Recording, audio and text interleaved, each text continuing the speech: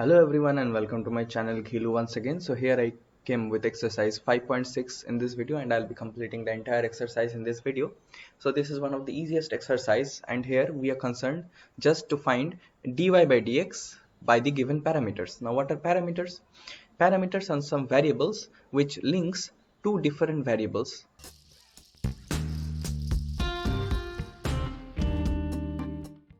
in a function or an equation.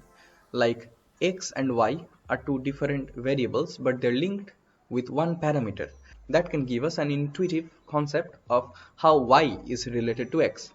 In all the problems we are given x and y in the parametric form, and without eliminating the parameter, means we don't have to focus on eliminating t. Just with this we need to find dy by dx. Now as you know, if you are given x in terms of t, so we can find dx by dt, that will be f dash t. And similarly, if you are given y once again as a function of t, we can find dy by dt to be g dash t. So basically dy by dx will be equal to dy by dt by dx by dt. So that is what we will be doing. We will be finding dy by dt, we will be finding dx by dt, and we will be dividing both to get dy by dx, and this is what exactly we are required to find in the entire set of problems. So starting with question number 1, we can write the given equations are x equal to 2at square and y equal to at to the power 4.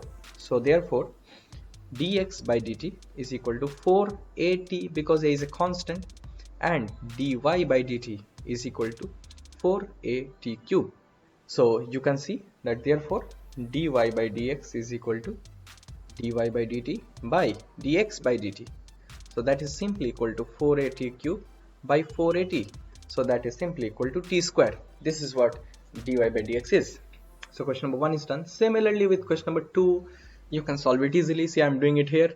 So dx by dt is equal to minus a sine theta, and dy by d theta is equal to minus b sine theta. It is because both here theta are the parameters. Here theta can be used as a parameter. So differentiating with respect to the parameters, so we get dy by dx equal to dy by d theta, that is minus b sine theta, by dx by d theta, that is minus a sine theta. So that is equal to b by a. Similarly for question number 3, we have x equal to sine t, y equal to cos 2t. Once again the parameter is t here. You will be finding dy by dt, dx by dt, and you will be dividing to find it. I hope it is very easy. Similarly for question number 4, question number 5, question number 6, here the parameter is theta. You have to differentiate with respect to theta. With question number 7, here it is in a bit complicated format, but if you look at the overall story, it is the very same. You just need to differentiate it and that's all. It will be a bit complex because here in differentiation there is u and v things are there, so it is going to be algebraically complex, and there is nothing sort of tough here. Let me do it for you. Question number 7, here x is equal to sine cube t by, and y equal to cos cube t by root.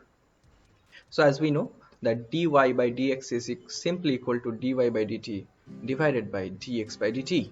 So dx by dt is simply going to be equal to root cos 2t whole squared, root cos 2t times differentiation of sine cube t, that is 3 sine squared t, times the differentiation of sine t, that is cos t, minus sine cube t times the differentiation of root over cos 2t, that is 1 by 2 root cos 2t, times the differentiation of cos 2t with respect to t, that is equal to minus 2 sine 2t. And similarly you will be finding dy by dt because the only thing that is different is cos cube t. I hope you will be able to find it, and what you will be doing is just pure division, that's all. Similarly with question number 8, you once again have the parameter as t, so you are going to differentiate both the expressions in terms of t.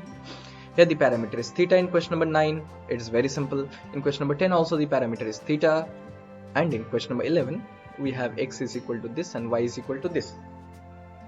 Now since directly solving this will be a bit problematic, so we are going to simplify it. Please see how I simplify. Here x is equal to root over a to the power sine inverse 1 by t. So I can write it as a to the power half of sine inverse t Since we need to find dx by dt, and it is not very simple, we'll be taking the logarithmic format. So log of x is equal to, you can see it is half sine inverse t and times log of a. So by taking log of x both sides, we have the liberty to differentiate it with respect to t right now very easily.